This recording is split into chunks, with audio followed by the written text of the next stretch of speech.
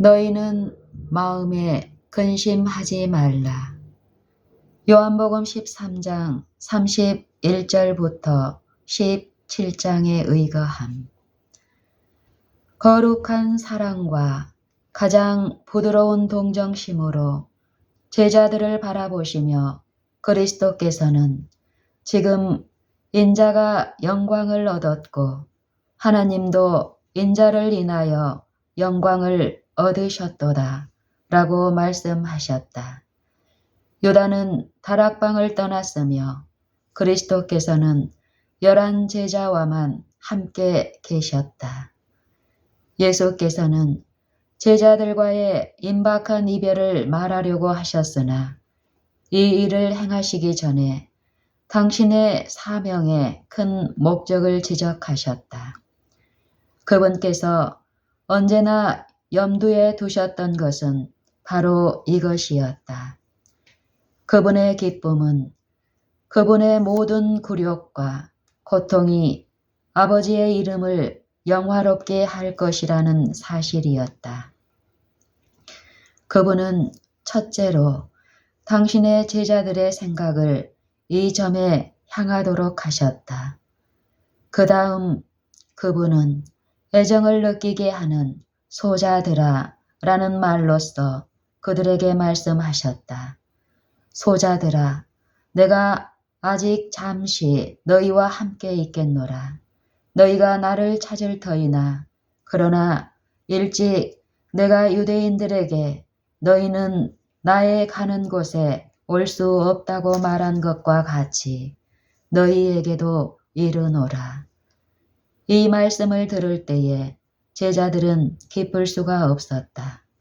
그들은 공포에 사로잡혔다. 그들은 구주의 주위로 바싹 다가갔다. 그들의 스승이요 주님이시며 그들의 사랑하는 교사요 친구이신 그리스도는 그들에게 생명보다도 더 소중하였다. 제자들은 모든 어려움에서의 도움 그리고 슬픔과 실망에서의 위로를 그분에게 구하였다. 이제 그분은 외롭고 의지할 곳 없는 제자들을 떠나려고 하셨다. 그들의 마음을 가득 채운 것은 암담한 미래였다. 그러나 그들에게 하신 구주의 말씀은 희망으로 가득 차 있었다. 그들이 원수의 맹렬한 공격을 받게 되리라는 것과 공경으로 침울해 있는 자들에 대한 사단의 술책이 가장 큰 성공을 거둔다는 사실을 예수께서는 아셨다. 그러므로 예수께서는 그들을 보이는 것에서 떠나 보이지 않는 것으로 향하게 하셨다. 고린도후서 4장 18절. 예수께서는 제자들의 생각을 세상의 유랑에서 하늘 본향으로 돌리셨다. 너희는 마음에 근심하지 말라. 하나님을 믿으니 또 나를 믿으라. 내 아버지 집에 거할 곳이 많도다. 그렇지 않으면 너희에게 일렀으리라. 내가 너희를 위하여 초소를 예비하러 가노니 가서 너희를 위하여 초소를 예비하면 내가 다시 와서 너희를 내게로 영접하여 나 있는 곳에 너희도 있게 하리라. 내가 가는 곳에 그 길을 너희도 알리라. 고 예수께서 말씀하셨다. 너희를 위하여 나는 이 세상에 왔다. 나는 너희의 유익을 위하여 일하고 있다. 내가 떠날지라도 여전히 너희를 위하여 열심히 일하리라. 내가 이 세상에 온 것은 내 자신을 너희에게 나타내어 너희로 믿게 하려고 함이었다. 내가 너희를 위하여 아버지와 협력하려고 아버지께로 간다. 그리스도께서 떠나시는 목적은 제자들이 염려하는 바와 정반대였다. 이것은 최후의 이별을 의미하지 않았다. 그리스도께서는 제자들을 위하여 처소를 준비하려고 떠나고자 하셨으며 다시 오셔서 그들을 당신에게로 영접하실 것이다. 예수께서 제자들을 위하여 큰 저택들을 짓고 계시는 동안 제자들은 거룩한 모습을 따라 품성을 건설해야만 하였다. 아직도 제자들은 어리둥절하고 있었다. 항상 의심 때문에 두려움을 당하는 도마가 말하였다. 주여, 어디로 가시는지 우리가 알지 못하거늘 그 길을 어찌 알겠삼나이까. 예수께서 가라사대 내가 곧 길이요 진리요 생명이니 나로 말미암지 않고는 아버지께로 올 자가 없느니라. 너희가 나를 알았다면 내 아버지도 알았으리로다. 이제부터 너희가 그를 알았고 또 보았느니라. 하늘로 가는 데는 많은 길이 있는 것이 아니다. 각 사람이 자기 나름의 길을 택할 수는 없다. 그리스도께서는 내가 곧 길이요 나로 말미암지 않고는 아버지께로 올 자가 없느니라고 말씀하신다. 여인의 후손이 뱀의 머리를 상하게 할 것이라고 선포되었던 첫 복음이 에덴에서 전해진 이래 그리스도께서는 길이요 진리요 생명으로서 높이 들리셨다. 그분은 아담이 살던 때 곧 아벨이 구속주의 보혈을 대표하는 죽임을 당한 양의 피를 하나님께 드리던 때에도 길이셨다. 그리스도는 부조들과 선지자들이 구원을 얻은 그 길이었다. 그분은 우리가 하나님께 접근할 수 있는 유일한 길이시다. 그리스도께서는 너희가 나를 알았다면 내 아버지도 알았으리로다. 이제부터는 너희가 그를 알았고 또 보았느니라고 말씀하셨다. 그러나 아직도 제자들은 깨닫지 못하였다. 빌립이 부르짖었다. 주여, 아버지를 우리에게 보여주소서. 그리하면 족하겠나이다. 그가 둔하여 깨닫지 못하는 것을 보고 그리스도께서는 근심스럽게 놀라면서 물으셨다. 빌립아, 내가 이렇게 오래 너희와 함께 있으되 네가 나를 알지 못하느냐? 나를 통하여 그분께서 하시는 일에서 그대가 아버지를 보지 못하였다는 것이 있을 수 있는 일인가? 내가 아버지를 증거하려고 왔다는 사실을 너는 믿지 못하는가? 어찌하여 아버지를 보이라 하느냐? 나를 본 자는 아버지를 보았느니라. 그리스도께서는 인간이 되셨을 때에도 하나님으로 존재하시는 일을 그치지 않으셨다. 비록 그분이 자신을 낮추어 인간이 되셨을지라도 신성은 여전히 그분의 것이었다. 그리스도께서만이 인간에게 아버지 하나님을 나타내실 수 있었으므로 제자들은 3년 동안이나 그 나타남을 볼 수 있는 특권을 누렸다. 내가 아버지 안에 있고 아버지께서 내 안에 계심을 믿으라. 그렇지 못하겠거든 행하는 그 일을 인하여 나를 믿으라. 그들의 신앙은 아무도 스스로 하지 못하였고 할 수도 없는 일들, 곧 그리스도께서 행하신 일에 나타난 증거 위에 토대를 든든히 놓을 수 있는 것이었다. 그리스도의 사업은 그분의 신성을 증거한다. 아버지께서는 아들을 통하여 나타나셨다. 만일 제자들이 아버지와 아들 사이에 이 밀접한 관계를 믿었다면 멸망하는 세상을 구원하려고 고통과 죽음을 당하시는 그리스도를 볼 때에 그들의 신앙은 그들을 버리지 않았을 것이다. 그리스도께서는 그들을 낮은 신앙 상태에서 당신이 육체 가운데 계신 하나님이심을 참으로 깨달았을 때에 얻게 될 경험으로 인도하려고 노력하셨다. 그분은 제자들의 믿음이 점점 하나님께로 이끌리어 거기에 닻을 내리게 되는 것을 보기를 바라셨다. 인정 깊으신 우리 구주께서는 얼마 안 있어 그들을 엄습하게 될 시련의 폭풍 후에 대비할 수 있도록 당신의 제자들을 준비시키려고 얼마나 열심히 또 끈기 있게 노력하셨던가. 그분은 제자들이 당신과 함께 하나님 안에 숨겨지기를 원하셨다. 이 말씀을 하고 계실 때에 그리스도의 얼굴은 하나님의 영광으로 빛나고 있었으며 그들이 그분의 말씀을 열심히 듣고 있을 때에 그곳에 참석한 모든 사람은 엄숙한 두려움을 느꼈다.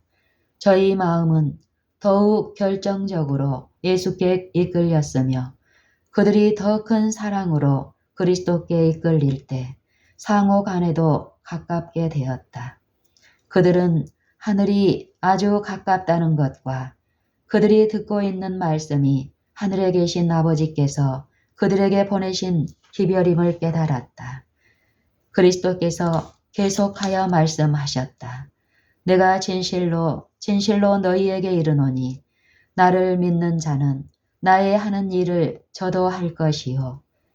구주께서는 무슨 목적으로 당신의 신성이 인성과 연합되었는가에 관하여 당신의 제자들이 이해하기를 심히 갈망하셨다.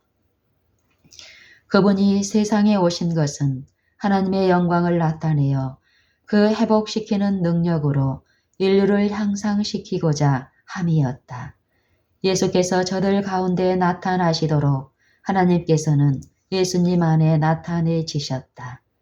예수께서는 사람이 당신을 믿는 믿음을 통하여 가질 수 없는 어떤 특성을 나타내거나 어떤 능력을 행사하지 않으셨다. 그분의 완전한 인성은 그리스도께서 그러하셨던 것처럼 하나님께 복종한다면 그를 따르는 모든 사람이 소유할 수 있는 그런 것이다. 또한 이보다 큰 것도 하리니 이는 내가 아버지께로 감이니라. 그리스도께서는 이 말씀으로 제자들의 사업이 당신께서 하신 사업보다 더 고귀한 것이 아니라 범위가 더욱 커지리라는 것을 의미하셨다. 그분은 단순히 이적을 행하는 일뿐 아니라 성령의 역사 아래 일어날 모든 일을 말씀하셨다. 주께서 승천하신 후에 제자들은 그분의 약속이 성취된 것을 깨달았다. 그리스도의 못 박힘과 부활과 승천의 광경들이 제자들에게는 생생한 현실이었다. 그들은 예언들이 문자 그대로 성취되는 것을 보았다. 그들은 성경을 연구하였고 전에는 경험하지 못했던 믿음과 확신을 가지고 그 교훈을 받아들였다. 그들은 그 거룩하신 교사가 바로 그분께서 그러라 하신 분임을 알았다. 제자들이 그들의 경험을 말하고 하나님의 사랑을 높일 때에 사람들의 마음은 풀리고 부드럽게 되어 많은 군중이 예수님을 믿었다. 구주께서 당신의 제자들에게 하신 약속은 시대의 종말에 처한 당신의 교회에게 하신 약속이다. 하나님께서는 사람들을 구속하는 당신의 놀라운 계획이 다만 보잘것없는 결과만을 성취하도록 계획하지 않으셨다. 자력으로 할 수 있는 일을 신뢰하지 않고 하나님께서 그들을 통하여 하실 수 있다고 믿고 일을 하기 위하여 나가는 모든 사람은 그분의 약속의 성취를 확실히 깨달을 것이다. 예수께서는 또한 이보다 큰 것도 하리니 이는 내가 아버지께로 감이니라고 선언하신다. 아직도 제자들이 구주의 무한한 재원과 능력을 알지 못할 때 예수께서는 제자들에게 지금까지는 너희가 내 이름으로 아무것도 구하지 아니하였다고 말씀하셨다. 요한복음 16장 24절. 예수께서는 그들의 성공의 비결은 당신의 이름으로 힘과 은혜를 구하는 데 있다고 설명하셨다. 그분은 그들을 위하여 간청하려고 아버지 앞에 나아가실 것이다. 예수께서는 그 영혼을 대신하여 마치 자기 자신의 소망인 것처럼 겸손한 탄원자의 기도를 들으신다. 모든 성실한 기도는 하늘에서 듣는다. 비록 기도가 요청하게 표현되지 않을지라도 마음에서 우러나왔다면 그것은 예수께서 봉사하시는 지성소에 올라갈 것이며 예수께서는 서투르거나 더듬는 말은 한마디도 없이 완전한 그분의 아름답고 향기로운 향과 함께 이것을 하나님 앞에 바치실 것이다. 신실과 성실의 길은 장애물이 없는 길이 아니요 기도가 필요함을 알게 되는 매우 어려운 길이다. 하나님께로부터 능력을 받지 않고 살 수 있는 자는 한 사람도 없으며 그 능력의 근원은 가장 연약한 인간에게도 열려 있다. 예수께서는 너희가 내 이름으로 무엇을 구하든지 내가 시행하리니 이는 아버지로 하여금 아들을 인하여 영광을 얻으시게 하려 함이라. 내 이름으로 무엇이든지 내게 구하면 내가 시행하리라 고 말씀하셨다. 그리스도께서는 내 이름으로 기도하라고 제자들에게 명하셨다. 그분을 따르는 자들은 그리스도의 이름으로 하나님 앞에 서야 한다. 그들을 위하여 치르신 희생의 가치를 통해서만 그들은 주님이 보시기에 가치가 있는 것이다. 그리스도께서 끼쳐주신 의로 말미암아 그들은 귀중하게 헤아림을 받는다. 그리스도를 인하여 주께서는 당신을 경외하는 자들을 용서하신다. 그분은 그들에게서 죄인의 비루함을 보지 않으신다. 하나님께서는 그들이 믿는 당신의 아들을 닮은 모습이 그들 안에 있음을 인정하신다. 주께서는 당신의 백성이 자신들을 낮게 평가할 때 실망하신다. 그분께서는 당신의 택하신 백성이 당신이 그들에게 매기신 값에 의하여 자신들을 평가하기를 원하신다. 하나님께서는 그들을 원하셨다. 그렇지 않았더라면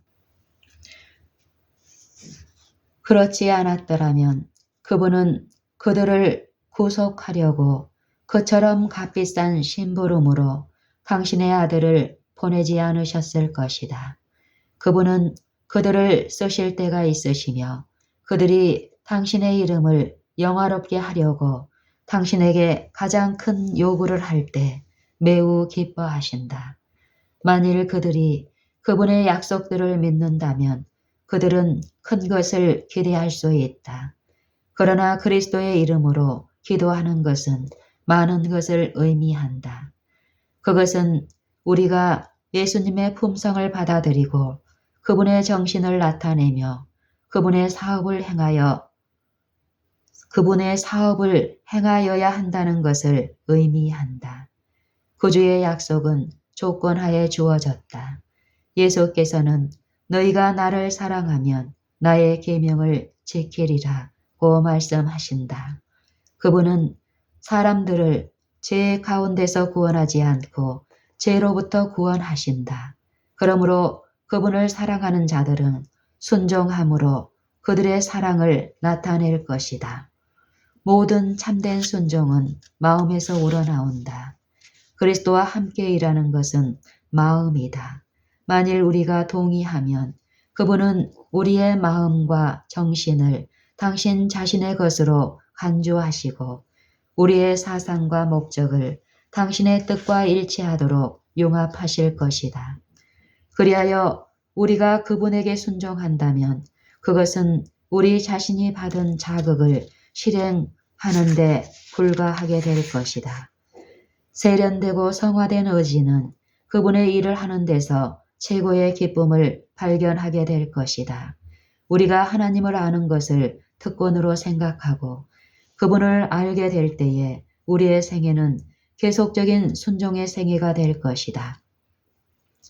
그리스도의 품성을 존중하고 하나님과 교제함으로 우리는 죄를 미워하게 될 것이다. 그리스도께서 인성을 쓰시고 율법대로 생애하신 것처럼 우리도 능력을 얻기 위하여 강하신 자, 곧 그리스도를 붙든다면 그분처럼 살 수 있다. 우리는 우리의 의무에 대한 책임을 다른 사람에게 전가시키지 말 것이며 무엇을 해야 될런지 우리에게 말할 때까지 기다리지 말아야 할 것이다. 우리는 사람의 권고에 의지할 수 없다. 주께서는 다른 사람을 가르치실 때와 마찬가지로 우리에게도 우리의 의무를 가르치실 것이다. 우리가 믿음으로 그분께 나아간다면 그분의 비밀을 우리에게 개인적으로 말씀해 주실 것이다. 주께서 에녹에게 그러하셨듯이 우리와 교통하려고 가까이 오시는 때에 우리 마음은 속에서 불타게 될 것이다. 어떤 면에서든지 하나님께 욕 돌리지 않기로 결정하는 자들은 그들의 실정을 하나님 앞에 아랠 때 바로 어떤 길로 나가야 할지 알게 될 것이다. 그들은 지혜뿐 아니라 능력도 받을 것이다.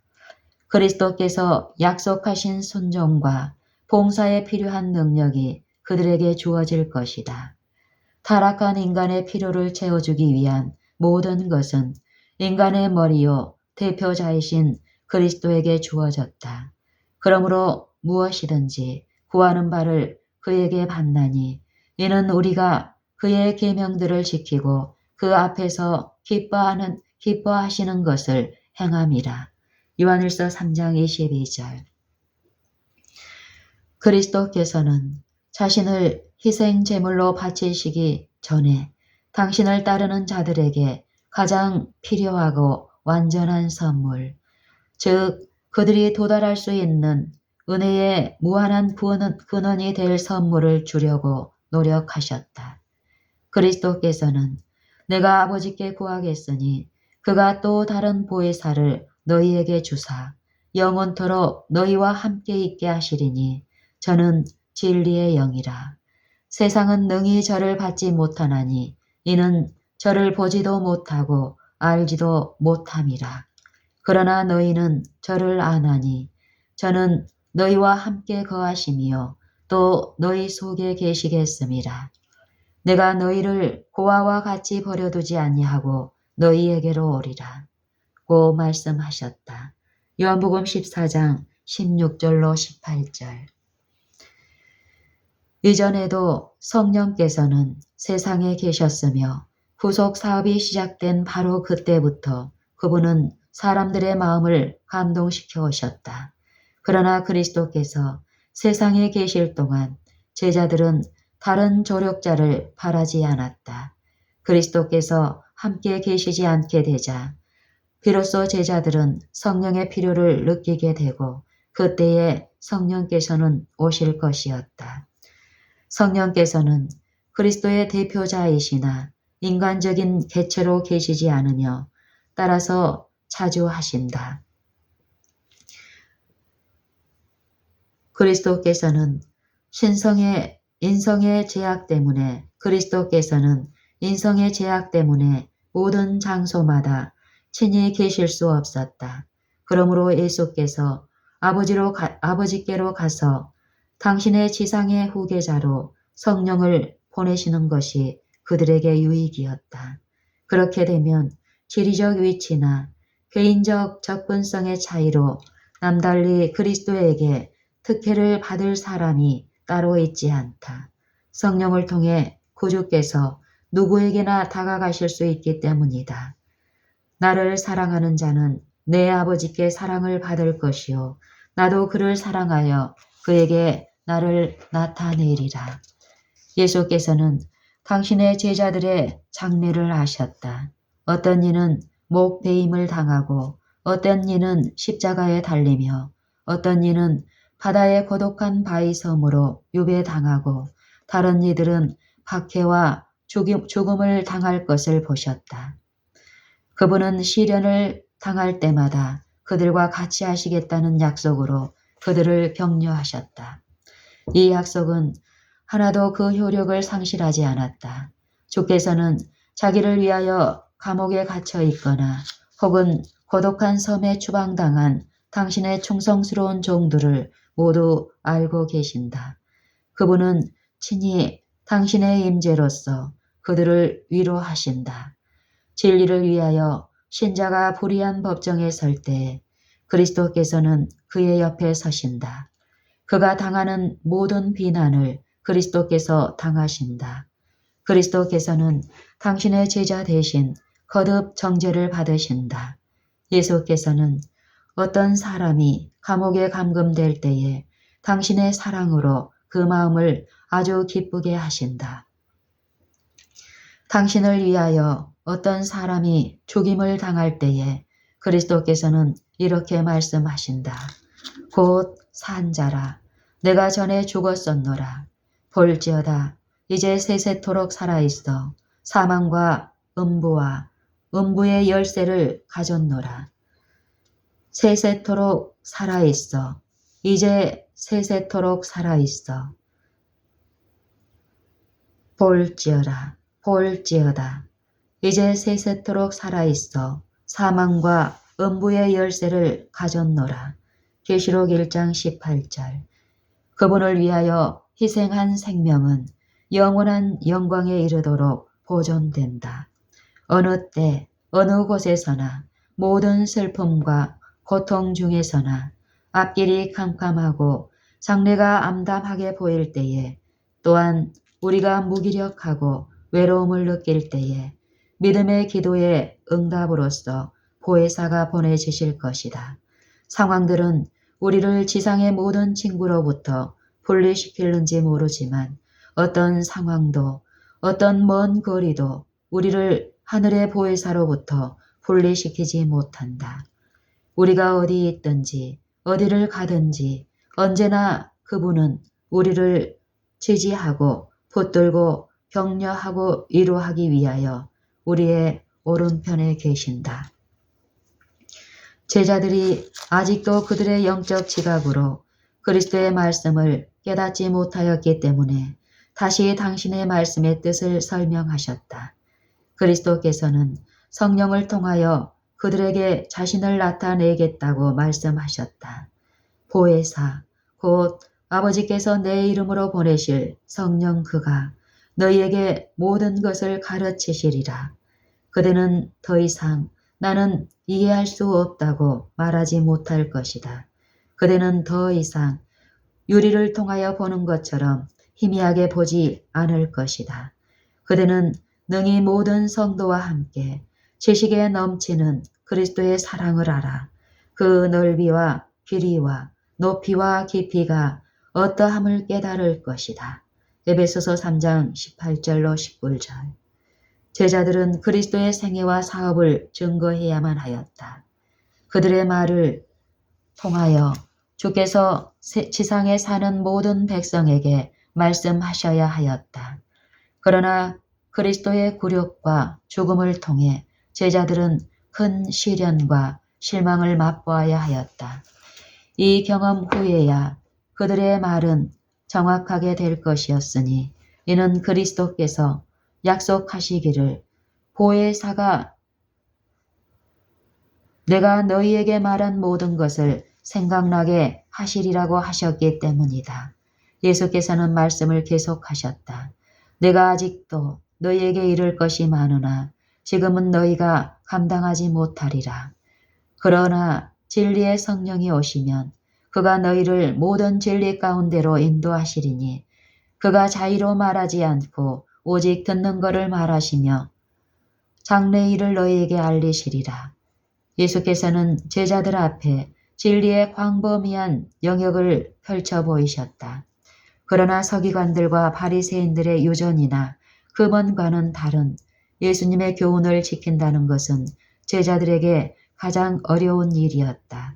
그들은 랍비들의 가르침을 하나님의 음성과 같이 받아들이도록 교육을 받아왔으며 이것은 아직도 그들의 마음을 지배하는 능력을 휘두르고 있었고 그들의 정서를 형성시켰다.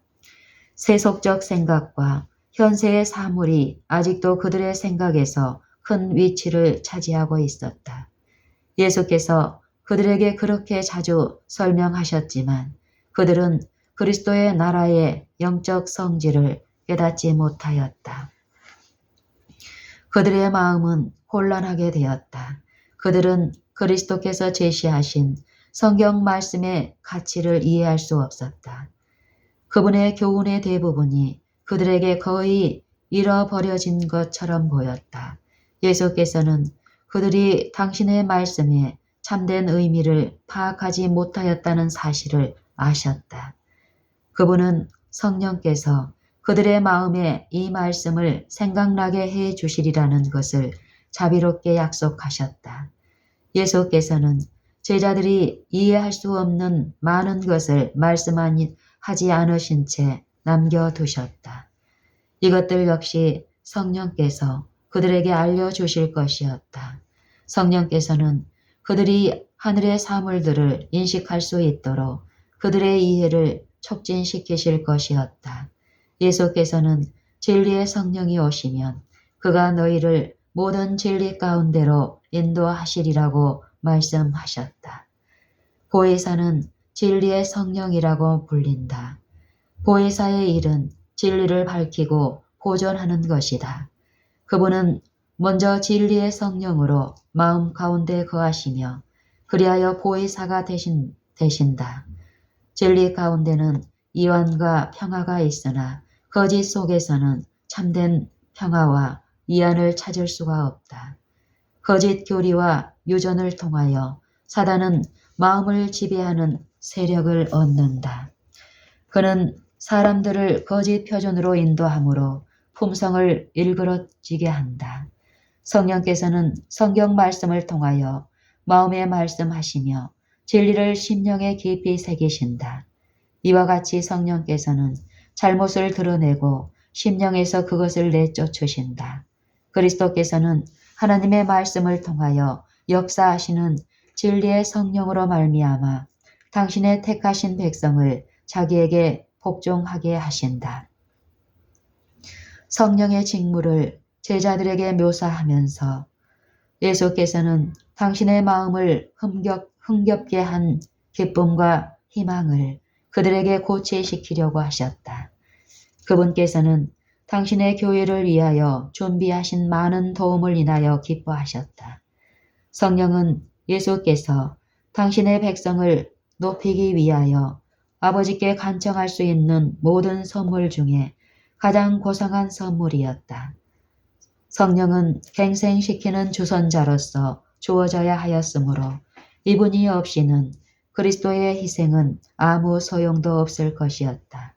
악의 세력은 여러 세기 동안 강해졌으며 사단의 속박에 사람들이 복종하는 것은 놀라운 일이었다. 죄는 신성의 제3위의 강력한 작용을 통하여서만 물리칠 수 있고 이겨낼 수 있으며 그분은 제한된 능력을 가지고 오시는 것이 아니라 하나님의 능력이 충만한 가운데 오실 것이었다. 세상의 구주께서 이루신 일을 효력 있게 만드시는 분은 성령이시다. 성령은 마음을 순결하게 만드신다. 성령을 통하여 신자는 거룩한 품성을 나누어 가지는 자가 된다.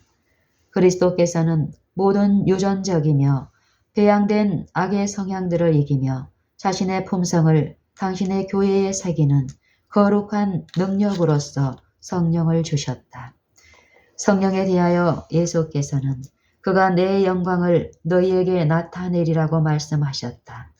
구주께서 당신의 사랑을 표명하심으로 아버지를 영화롭게 하려고 오신 것처럼 성령께서도 당신의 은혜를 세상에 나타내심으로 그리스도를 영화롭게 하셔야 하였다.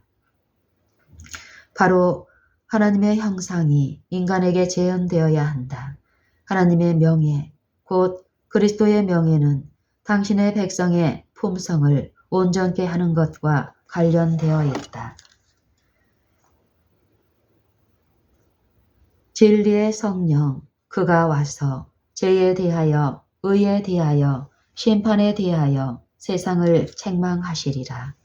성령의 계속적인 임재와 도움이 없이는 말씀의 전파가 전혀 소용이 없을 것이었다. 이분이야말로 거룩한 진리를 효과적으로 가르치는 유일한 교사이시다. 진리가 성령으로 말미암아 마음에 함께할 때에만 양심을 일깨우거나 생애를 변화시킬 것이다. 누구든지 하나님의 말씀을 문자 그대로 소개할 수 있을 것이며 하나님의 말씀의 모든 명령과 약속을 잘 알 수 있을 것이다.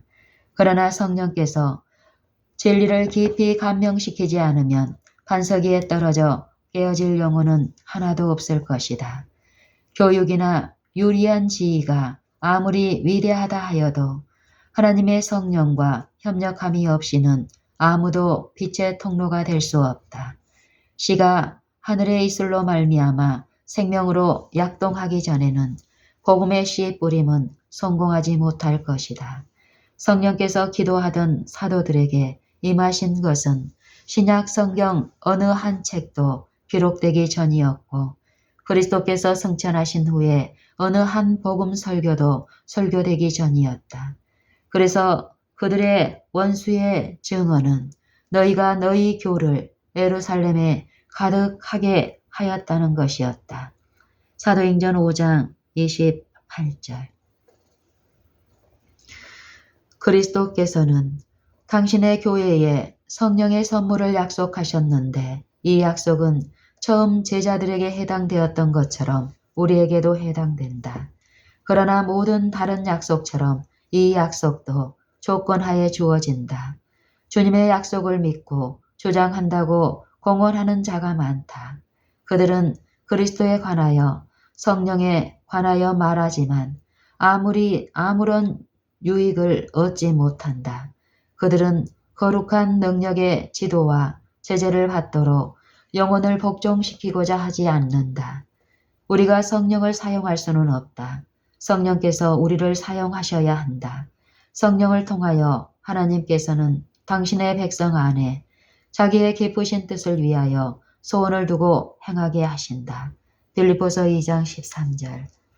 그러나 많은 사람이 여기에 복종하지 않을 것이다. 그들은 자신들의 주장을 고집한다.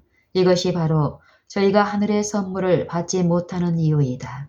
오직 겸손히 하나님을 섬기며 그분의 은혜와 지도를 기다리는 자들에게만 성령을 주신다. 하나님의 능력은 그들의 요청과 수용을 기다린다. 믿음으로 요청하는 이 약속된 축복은 그에 따르는 다른 모든 축복을 가져온다. 이 축복은 그리스도의 은혜의 풍성하심을 따라 주시는 것이며 또한 그분은 받을 수 있는 역량대로 각 영혼에게 공급하려고 준비하고 계신다. 제자들에게 이야기하실 때에 예수께서는 자신의 고통과 죽음에 대하여 아무런 슬픈 빛도 보이지 않으셨다. 제자들에게 마지막으로 남기신 그분의 유산은 평화의 유산이었다. 평안을 너희에게 끼치노니 곧 나의 평안을 너희에게 주노라. 내가 너희에게 주는 것은 세상이 주는 것 같지 아니하니라. 너희는 마음에 근심도 말라. 두려워하지도 말라고 예수께서 말씀하셨다. 다락방을 떠나시기 전 구주께서는 찬양의 노래로 그분의 제자들을 인도하셨다. 그분의 음성은 어떤 비통한 만가의 곡조가 아니요 다음과 같은 유월절 찬송의 즐거운 곡조였다. 모든 나라들아 여호와를 찬송하며 너희 모든 백성아 저를 찬양할지어다. 우리에게 향하신 여호와의 인자하심이 크고 친절하심이 진실하심이 영원함이로다. 할렐루야. 시편 117편. 찬미를 부른 후에 그들은 밖으로 나갔다. 그들은 혼잡한 거리를 지나 성문을 통과한 후 감람산으로 나아갔다. 그들은 천천히 발걸음을 옮겼으며 저마다 생각에 잠겨 있었다. 그들이 동산을 향하여 내려가기 시작했을 때 예수께서는 가장 깊은 슬픔에 잠기신 목소리로 오늘 밤에 너희가 다 나를 버리리라. 기록된 바 내가 목자를 치리니 양의 떼가 흩어지리라 고 말씀하셨다. 마태복음 25장 31절. 제자들은 슬픔과 놀라움으로 이 말씀을 들었다. 그들은 가버나움의 해당에서 그리스도께서 자신을 생명의 떡이라고 말씀하셨을 때에 얼마나 많은 사람이 당신을 버리고 돌아갔던가를 기억하였다. 그러나 그때 12 제자는 자신들이 불충실하지 않음을 보여주었다. 그의 형제들을 대표하여 말하면서 베드로는 그리스도께 대한 그의 충성심을 선언하였다. 그때 구주께서 내가 너희 12를 택하지 아니하였느냐. 그러나 너희 중에 한 사람은 마귀니라고 말씀하셨다. 요한복음 6장 70절. 다락방에서 예수께서는 12 중에 한 제자가 당신을 배반할 것과 베드로가 또한 당신을 부인할 것이라고 말씀하셨다. 그러나 지금 그분의 말씀은 그들 모두를 포함한다. 이제 다 버릴지라도 나는 그렇게 않겠나이다라고 격렬히 항의하는 베드로의 음성이 들린다. 다락방에서 그는 주를 위하여 내 목숨을 버리겠나이다 라고 선언하였다. 예수께서는 이미 그가 바로 그 밤에 자기의 구주를 부인할 것이라고 그에게 경고하셨다. 이제 그리스도는 그 경고를 반복하신다. 내가 진실로 네게 이르노니 오늘 이 밤 닭이 2번 울기 전에 네가 3번 나를 부인하리라. 그러나 베드로는 다만 힘있게 말하되 내가 주와 함께 죽을지언정 주를 부인하지 않겠나이다. 마가복음 14장 29절로 31절. 하고 모든 제자도 이와 같이 말하였다. 그들은 자기 화신에 빠져 그들을 아시는 그분의 반복된 말씀을 부인하였다. 그들은 시험에 대처할 준비를 갖추지 못했으며 시험이 그들을 덮칠 때에 자신들의 연약함을 깨달을 것이었다. 베드로가 옥에나 죽는 데까지도 주를 따르겠다고 말했을 때 그 모든 말을 진심으로 한 것이었지만 그는 자기 자신을 알지 못하였다. 그의 마음속에는 상황의 부추김으로 생애 속에 나타난 악의 요소들이 감추어져 있었다. 그가 자신의 위험을 느끼지 못한다면 이것은 그의 영원한 파멸을 입증할 것이었다. 구주께서는 그리스도에 대한 그의 사랑까지라도 억눌러 버릴 이기주의의 철면피함이 베드로에게 있는 것을 보셨다. 만일 많은 결점, 억제하지 못하는 죄, 주의성 없는 정신, 성화되지 못한 성질, 시험에 뛰어드는 부주의성 등이 그의 생애 가운데 나타났다. 그리스도의 엄숙한 경고는 마음을 살피라는 일종의 여부였다. 베드로는 자신을 불신임하고 그리스도께 대한 더욱 깊은 믿음을 가질 필요가 있었다. 베드로가 겸손히 경고를 받아들였다면 그는 양 무리의 목자에게 당신의 양을 지키시도록 간청했을 것이다. 갈릴리 바다에서 그가 빠지려고 할 때에 그는 주여 나를 구원하소서 하고 부르짖었다. 마태복음 14장 30절. 그때에 그리스도께서 손을 내밀어 그를 붙들어 주셨다. 그와 같이 만일 그가 진심으로 나를 나 자신에게서 구원하소서라고 예수께 부르짖었다면 그는 보호받았을 것이다. 그러나 베드로는 불신임을 받고 있다고 느꼈으며 그것은 가혹한 일이라고 생각하였다. 그는 벌써 마음이 상해 더욱더 자신을 고집스럽게 과신하게 되었다. 예수께서는 불쌍히 여기는 마음으로 당신의 제자들을 바라보셨다. 예수께서는 그들을 시련에서 구원할 수 없었으나 그들을 고독하게 버려두지 않으셨다. 예수께서는 무덤의 속박을 깨칠 것이며 그들에 대한 당신의 사랑은 약해지지 않으리라고 그들에게 약속하셨다. 예수께서는 그러나 내가 살아난 후에 너희보다 먼저 갈릴리로 가리라고 말씀하셨다.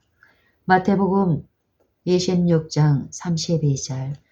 주를 부인하기 전에 그들은 용서의 보증을 받았다.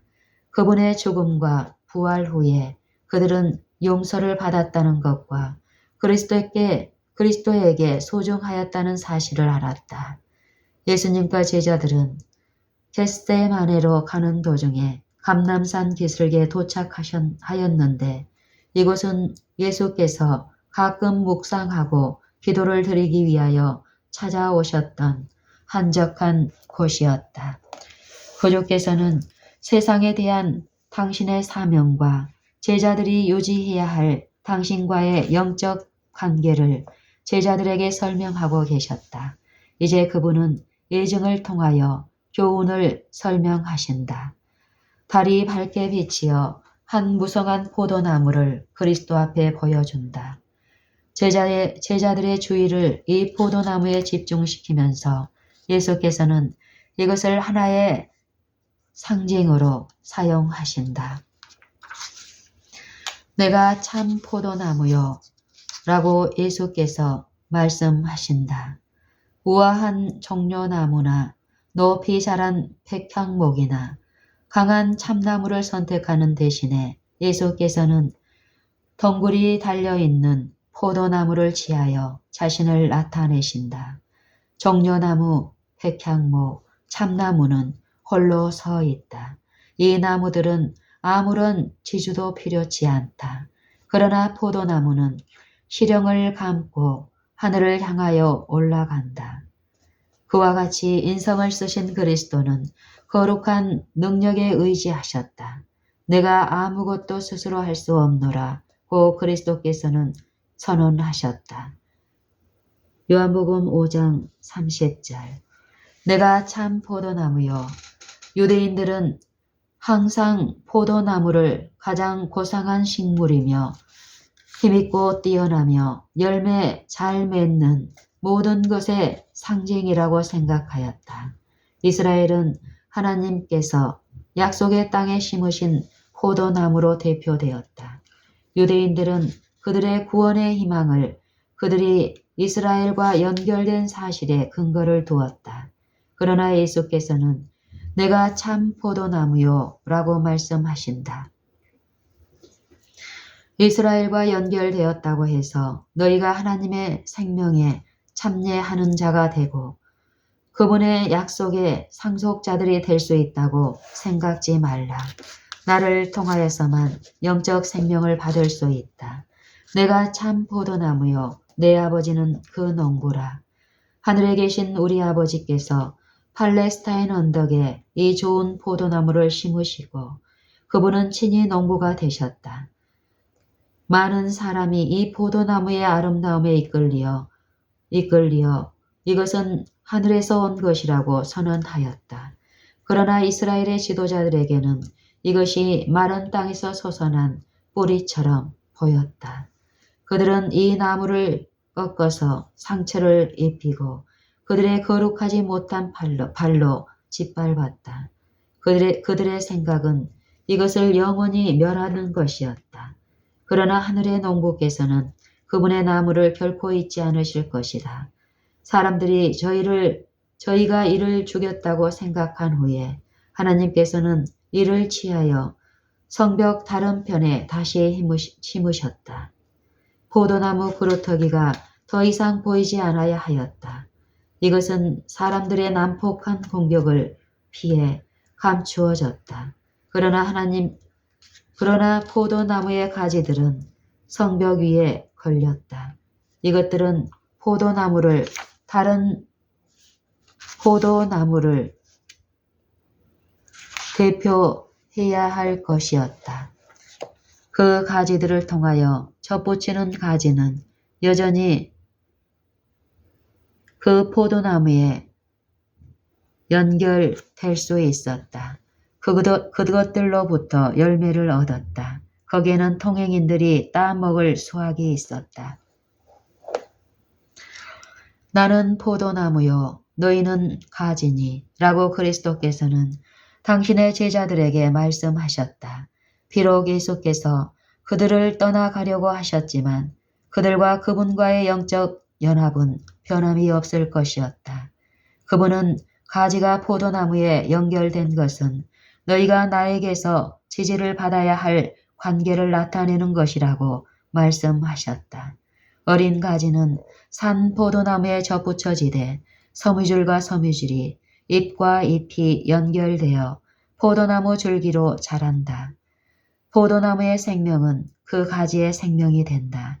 그와 같이 허물과 죄로 죽은 영혼이 그리스도와의 연결을 통하여 생명을 얻는다.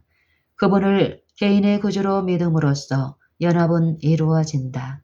죄인이 그의 결점을 그리스도의 장점에, 그의 텅 빈 것을 그리스도의 충만하심에, 그의 연약함을 그리스도의 항구적인 능력에 연합시킨다. 그때 그는 그리스도의 정신을 갖는다. 그리스도의 인성이 우리의 인성에 감응되며 우리의 인성이 신성에 감응된다.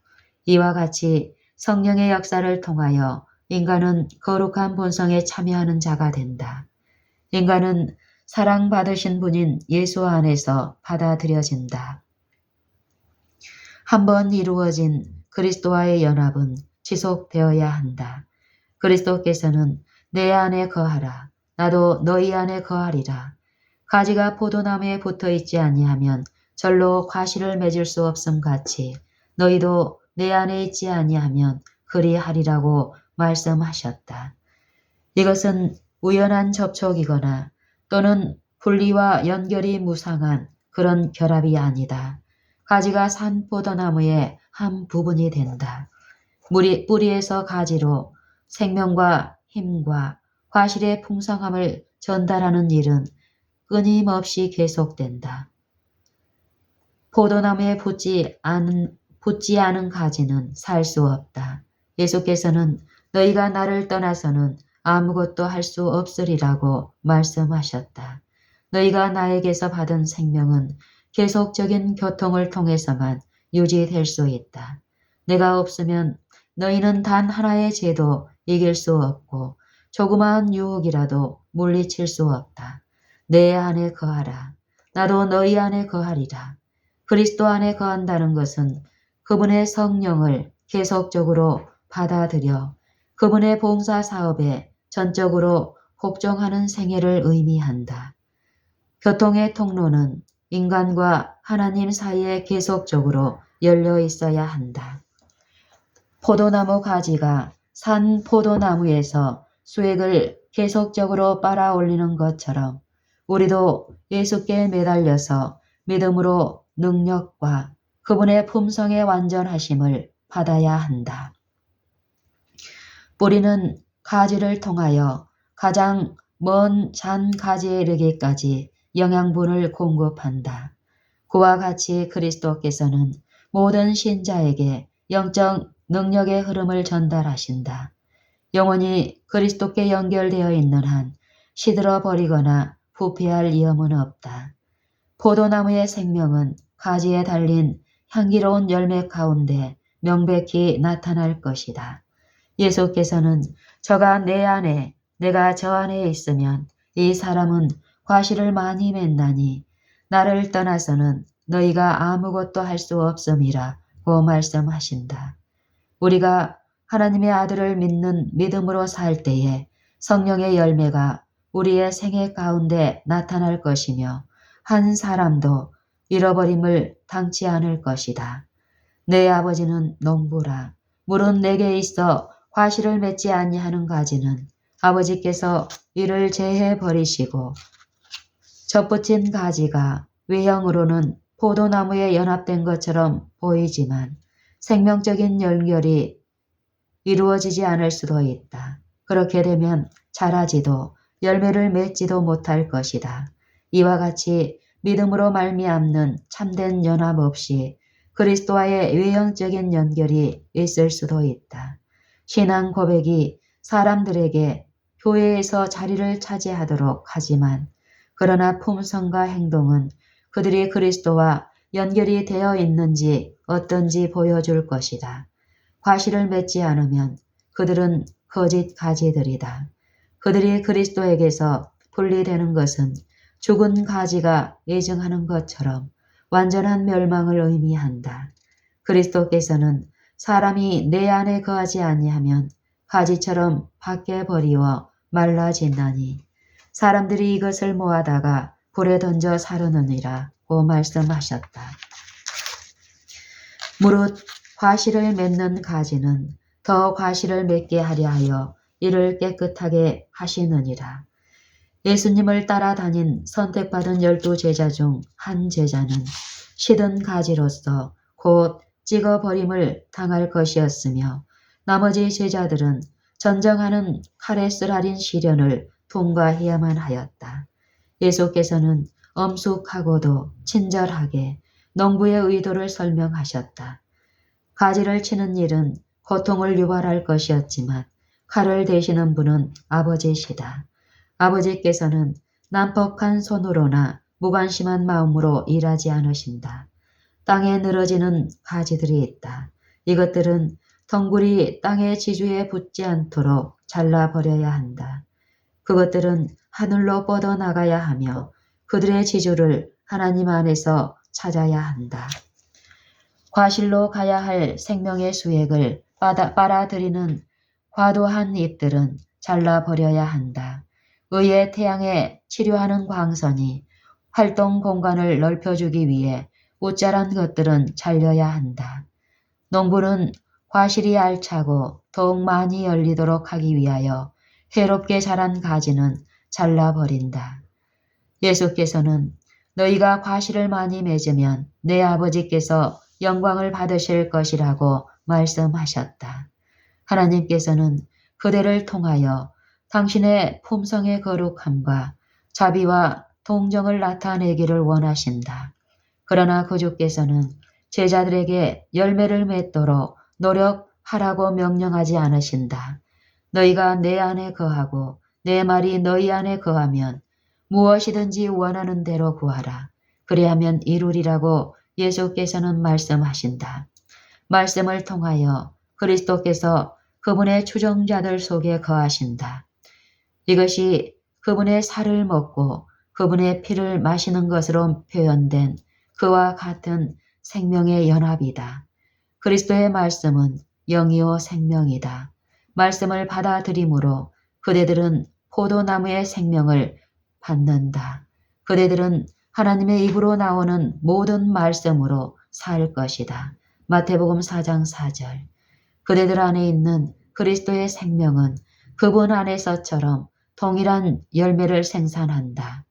그리스도 안에 살고 그리스도에게 부착되어 그리스도의 지원을 받으며 그리스도에게서 영양분을 흡수한다면 그대는 그리스도의 모습을 닮은 열매를 맺을 것이다. 그리스도께서 제자들과의 이 마지막 해합에서 나타내신 큰 소망은 그분이 그들을 사랑하신 것처럼 그들이 서로 사랑하는 것이었다. 여러 번 그분은 다음과 같이 말씀하셨다. 내가 너희에게 명함은 너희로 서로 사랑하게 하려 함이로라. 다락방에서 제자들과만 같이 계실 때에 예수님의 처음 명령은 새 계명을 너희에게 주노니 서로 사랑하라. 내가 너희를 사랑한 것 같이 너희도 서로 사랑하라는 것이었다. 그리스도께서 그들을 사랑하신 것처럼 그들이 서로 사랑하지 않았기 때문에 이 계명이 제자들에게는 새로운 것이었다. 새로운 이념과 충동이 그들을 지배하여야 하였으며 새로운 원칙이 그들로 말미암아 실행되어야 하였으며 그들의 생애와 죽음을 통하여 그들이 사랑에 대한 새로운 개념을 받아들여야 된다는 사실을 예수께서는 아셨다.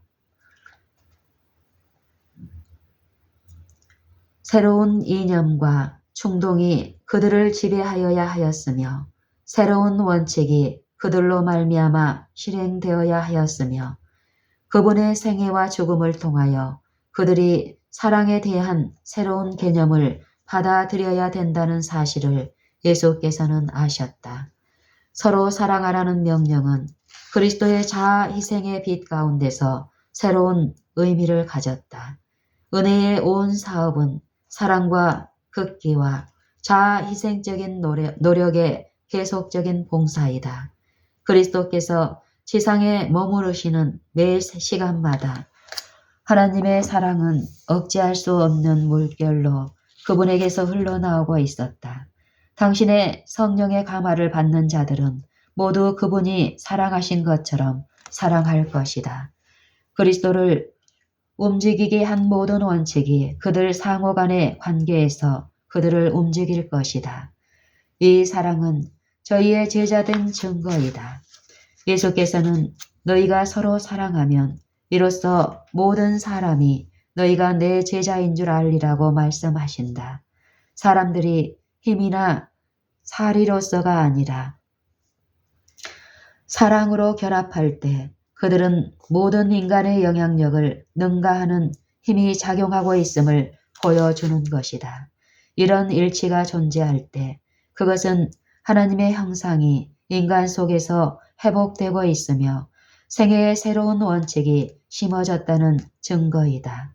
이것은 거룩한 본성 가운데 악의 초자연적인 작용을 물리치는 능력이 있다는 것과 하나님의 은혜가 사람의 타고난 마음에 자리 잡고 있는 이기심을 정복한다는 사실을 보여준다. 교회에 나타난 이 사랑이야말로 사단의 분노를 일으킬 것이다. 그리스도께서는 제자들을 위하여 쉬운 길을 설계하지 않으셨다. 예수께서 다음과 같이 말씀하셨다. 세상이 너희를 미워하면 너희보다 먼저 나를 미워한 줄을 알라.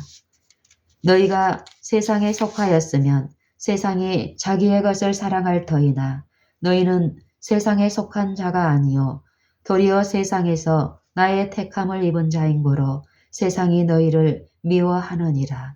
내가 너희더러 종이 주인보다 더 크지 못하다 한 말을 기억하라. 사람들이 나를 핍박하였은즉 너희도 핍박할 것이요 내 말을 지켰은즉 너희 말도 지킬 터이라. 그러나 사람들이 내 이름을 인하여 이 모든 일을 너희에게 하리니 이는 나 보내신 이를 알지 못함이니라. 복음은 반대와 위험과 손실과 고통 가운데서 적극적으로 투쟁함으로 말미암아 앞으로 나아갈 것이다.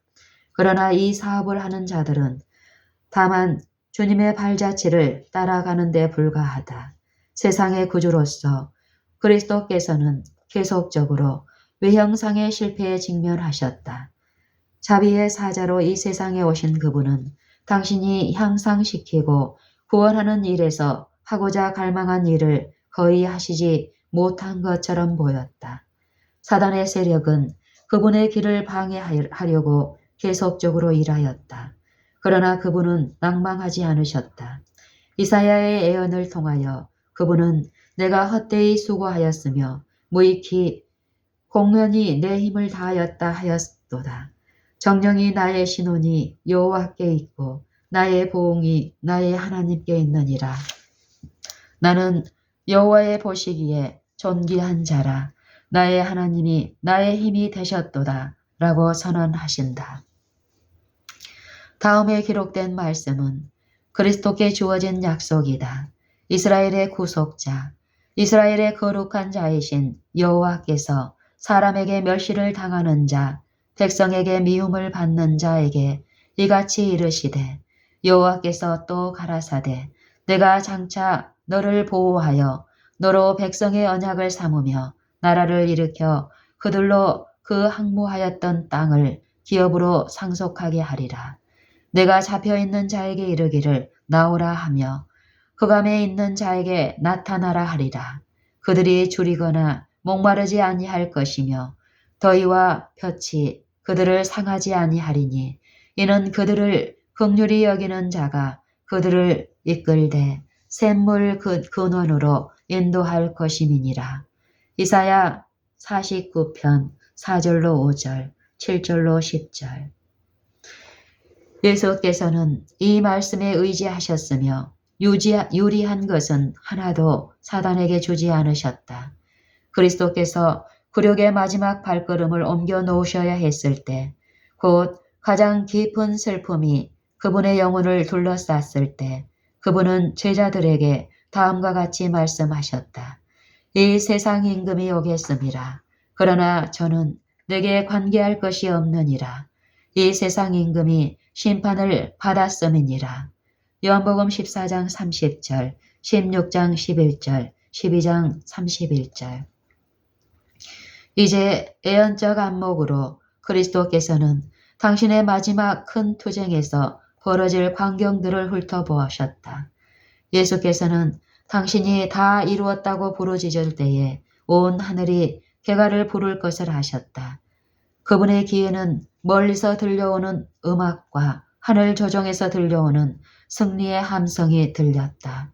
그분은 그때에 사단의 제국의 멸망을 고하는 조정이 울릴 것이며 그리스도의 이름이 온 우주를 통하여 이 세계에서 저 세계로 선포될 것을 하셨다. 그리스도께서는 당신을 따르는 자들을 위하여 그들이 요청하거나 생각할 수 있는 이상으로 더 많은 것을 해줄 수 있음을 기뻐하셨다.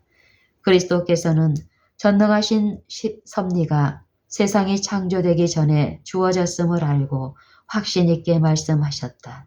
성령의 전능으로 무장한 진리가 악과의 투쟁에서 승리를 얻을 것이며 피 묻은 깃발이 당신의 추종자들 위해 의기양양하게 휘날리게 될 것을 예수께서는 아셨다.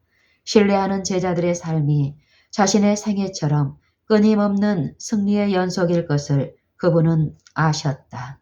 이 땅에서는 승리처럼 보이지 않지만 위대한 훗날에 인정받게 될 승리인 것이다. 그리스도께서는 이것을 너희에게 이름은 너희로 내 안에서 평안을 누리게 하려 함이라. 세상에서는 너희가 환난을 당하나 담대하라. 내가 세상을 이기었노라 고 말씀하셨다. 그리스도께서는 실패하거나 낙망하지 않으셨는데 그분을 따르는 자들도 그와 같은 인내심 있는 믿음을 나타내야 한다. 그들은 예수께서 사신 것처럼 살아야 하며 그분이 일하신 것처럼 일하여야 한다. 이는 그들이 예수님을 위대하신 주장으로서 의지하는 까닭이다. 그들은 용기와 힘과 인내를 가져야 한다. 분명히 불가능한 것 같이 보이는 것들이 저희 길을 막을지라도 그들은 예수님의 은혜를 힘입어 전진해야 한다. 그들은 어려움을 슬퍼하는 대신에 극복하도록 부르심을 받았다. 그들은 어떤 일에도 실망하지 말고 범사에 소망을 가져야 한다. 그리스도께서는 당신의 백일 데 없는 사랑의 금사슬로 그들을 하나님의 보좌에 붙들어 매셨다. 모든 능력의 근원으로부터 흘러나오는 우주에서 가장 높은 가마가 그들의 것이 되게 하는 것이 그분의 목적이다.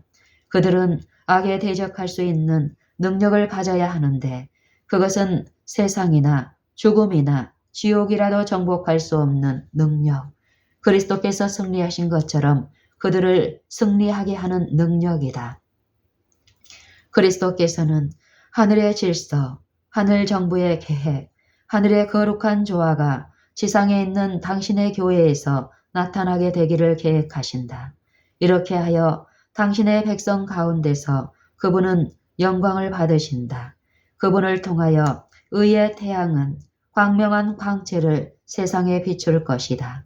그리스도께서는 당신이 구속하고 사신 사람들에게서 큰 영광의 소득을 얻기 위하여 당신의 교회에 막대한 편의를 제공해 주셨다. 그리스도께서는 그들이 그분의 충분한 역량을 나타낼 수 있도록 능력과 축복을 당신의 백성에게 내려주셨다. 그리스도의 의를 부여받은 교회는 그분의 자비와 은혜와 사랑이라는 보화가 완전히 그리고 마지막으로 나타나게 될 그분의 보고이다. 그리스도께서는 또 당신의 영광을 보충하는 순결과 완전함을 입은 백성을 당신의 굴욕에 대한 보상으로 바라보신다. 그리스도도 그분은 모든 영광을 발산하는 대중심이시다. 힘있고 희망에 가득 찬 말씀으로 구주께서는 교훈을 마치셨다. 그 후에 예수께서는 제자들을 위하여 드리는 기도 가운데서 영혼의 괴로움을 토로하셨다. 눈을 들어 하늘을 바라보시고 아버지여 때가 이르렀사오니 아들을 영화롭게 하사 아들로 아버지를 영화롭게 하옵소서.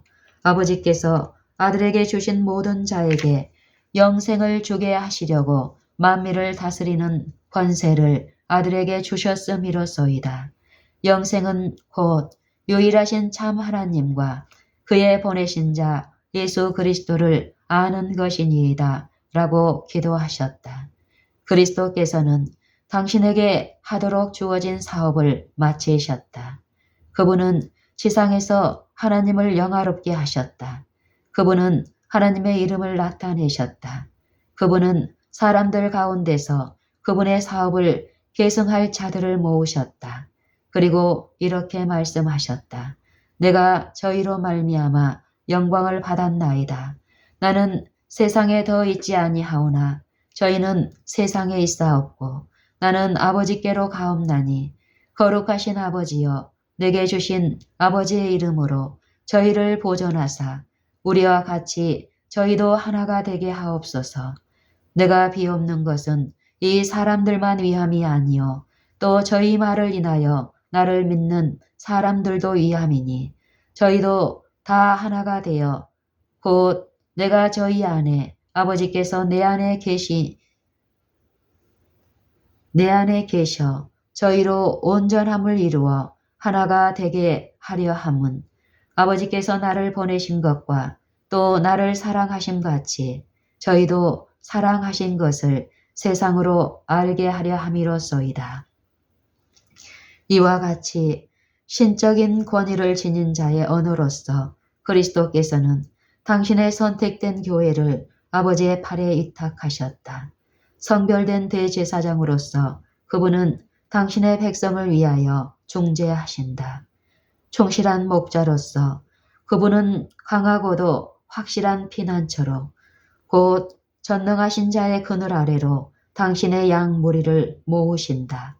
그분에게는 사단과의 마지막 투쟁이 기다리고 있으며 그분은 이 투쟁을 맞으려고 나아가신다.